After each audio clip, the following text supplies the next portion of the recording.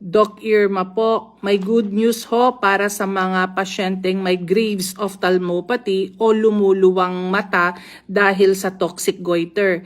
Alam niyo ho ba na meron na hong gamot ngayon para sa active thyroid eye disease? Ito ay tinatawag na teprotumumab. Ito ang kauna-unahang US FDA approved sa paggagamot ng thyroid orbitopathy. Di ba karaniwan ang binibigay sa atin mga steroid katulad ng prednisone, methylprednisolone o yung talagang luwang-luwa ang mata na yung nagbibigay ay undergo sila ng radiation or operasyon sa mata.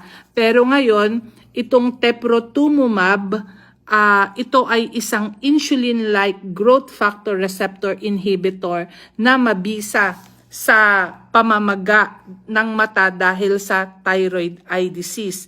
Binablock niya yung IGF-1 receptor at ini-inhibit niya yung fibroblast activation kung saan ito yung root cause ng pamamaga ng mata.